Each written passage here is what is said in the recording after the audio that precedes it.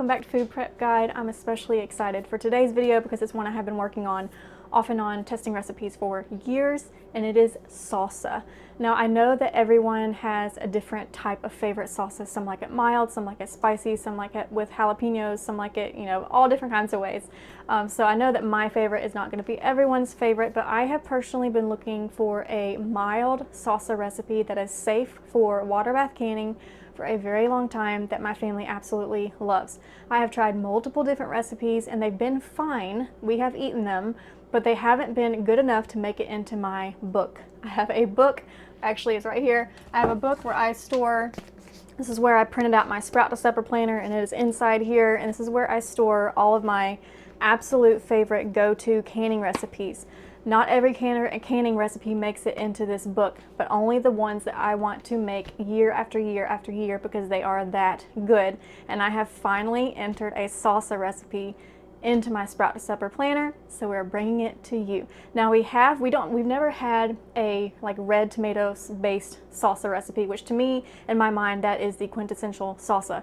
But we do have a green tomato salsa verde video, and I will link that in the description box below. But to me, that's like a canning recipe that's more out of necessity when we have a whole bunch of green tomatoes and we don't want to wait for them to ripen or just need to get them processed quickly, so we need to go ahead and process them in their green stage.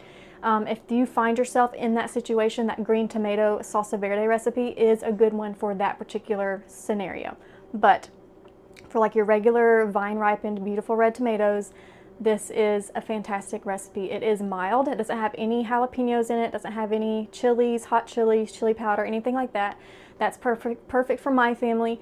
So just to give you an idea of if you might like it or not, it is not spicy. But if you have been waiting for a mild or looking for a mild salsa recipe, I highly recommend this one. Let's go ahead and jump into it. If you would like help mastering tomatoes from seed to table, we do have a Sprout to Supper Guide Tomato Edition available on our website.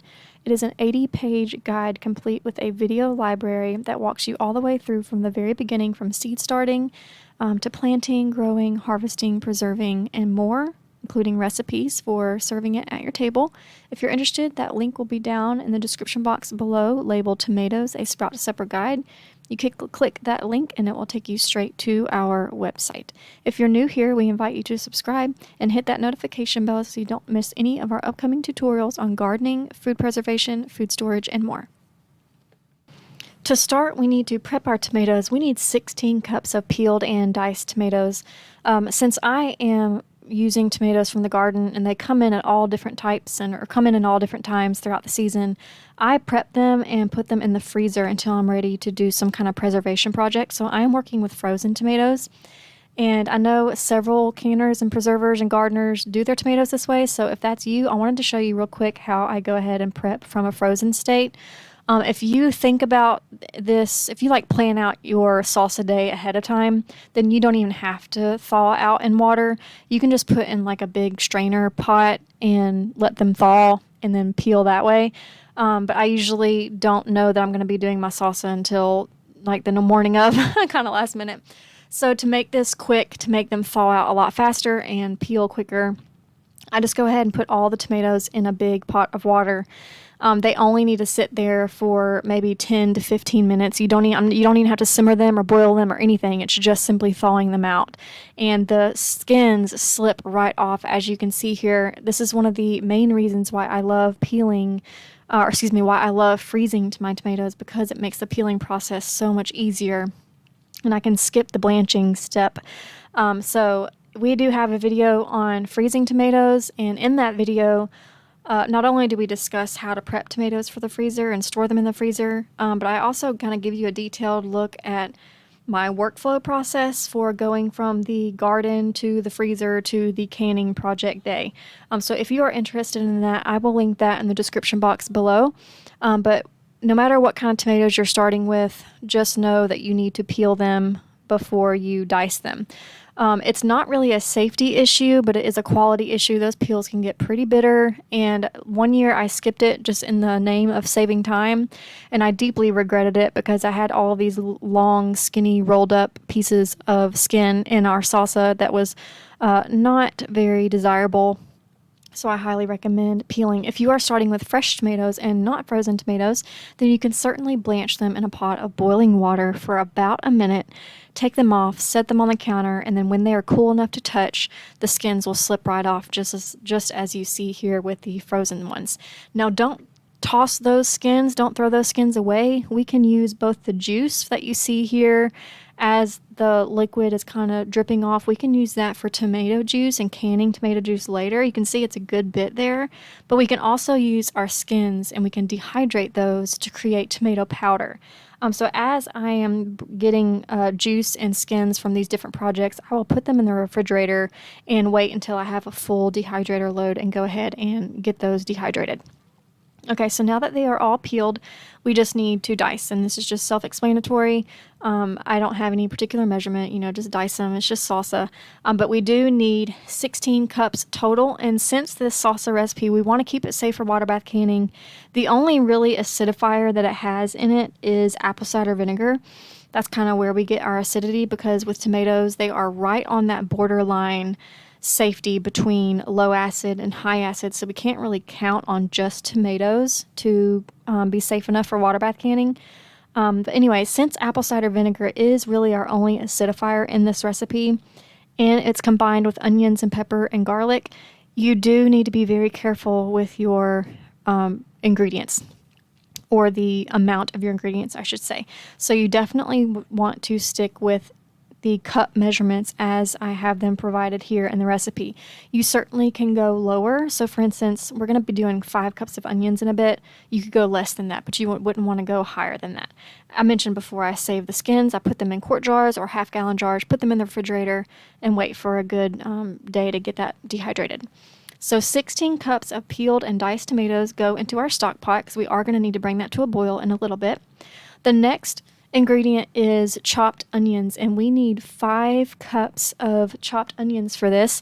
I go ahead and just kind of quarter them usually, and then put them in my food processor. It just helps it go faster, but you can certainly just chop by hand. But we do need 5 cups of chopped onions. It doesn't matter what kind of onions. You can use the sweet Vidalia. You can use red onions. You can use white onions. Anything that you like. And like I said, you can go lower on the onions if you're not a huge fan of onions, but you don't want to go any higher than 5 cups for this particular recipe. Once we add our onions to the pot of the tomatoes, we're ready to move on to our peppers. For the peppers, we need 3 cups of chopped peppers. I had these on my freezer trays ready to go into the freeze dryer, and so I just scooped those out of the freezer real quick and decided not to freeze dry them and just go ahead and put them in this recipe. You can use whatever kind of peppers you like.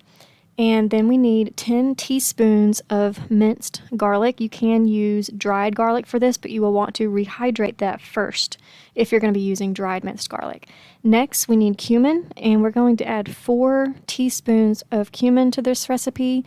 As far as the seasonings go, as long as you use dry seasonings, you can custom these to your taste, just not fresh herbs. But after the cumin, we're going to add pepper. We need 3 teaspoons of pepper, and then we need a 1/4 cup of canning salt. Canning salt is just salt that has no anti-caking agents and has not been iodized. It is just plain salt. This is a big bulk bag of sea salt. I think it's Morton's sea salt that I purchased a while back, nearly 2 years ago, and we are still working through it. And that's been a fantastic canning salt for us. So after that, we need to add 2/3 cup of sugar, and I do recommend the sugar. It does not make the salsa too sweet. It just helps to counteract the kind of bitterness that all of these tomato products could add to the salsa. Now for our acidifier, I mentioned it is apple cider vinegar. We need 2 cups of that, and I highly recommend doing the apple cider vinegar and not plain white distilled, because the difference in taste is incredible. I truly believe that is what makes this salsa so good. After that, we need 2 16-ounce cans of tomato sauce, or you can do like I did in this video, and I used 1 29-ounce can. That is 3 ounces smaller than 2 16-ounce cans, but that's okay. That's what I've been using, and it's been fine. This is the 3rd batch I've made out of it. and it's been fine. So last but not least, we need tomato paste, and we need 2 16-ounce cans of tomato paste. I did put a second can in there. I just didn't show it because it was taking me so long to scrape all of that tomato paste out of the can, and I didn't want you to have to sit through all that. So once all the ingredients are added, go ahead and give it a good stir and then bring it to a boil. Now, tomato products have a tendency to scorch the bottom of your pans, especially if they are stainless steel. So definitely stir this every so often. Once it has come to a boil, you can lower it down just a little bit and boil for 10 minutes. At this point, we are almost ready to can, so we can go ahead and get all of our canning equipment set up. I've got my jars here. I've got my canner on medium heat, getting heated up. I've got the salsa on these oven mitts, getting ready to can them up. This recipe makes approximately 13 pints, so that's how many pints I go ahead and wash and clean in preparation for this canning recipe. The salsa can be loaded to 1/2 inch of headspace, and that's about halfway between the neck of the jar and the top of the jar. If you're a brand new canner, you can certainly use one of those tools that have the measurements on there. That red stick that you see there on the counter, that's my debubble tool, but it also has measurements on it. But as a general rule of thumb, 1/2 inch headspace is going to be halfway in between the neck and the top. So after we get all of our jars filled, we do need to debubble, and that's just going to really give us as high of a quality of product as possible and get a good seal. After that, we need to go ahead and wipe the rims, make sure we don't have any food particles, little tomato splotches left on those rims, and then put clean lids on, rings to fingertip tight, and they are ready to go in the water bath canner. They need to water bath for 15 minutes. That is if you are at 1,000 feet of elevation or below. If you are above 1,000 feet elevation, you will need to add time, and you'll want to look that up at the National Center for Food Home Preservation or a similar reputable website to see how much time you'll need to add if you live above 1,000 feet elevation.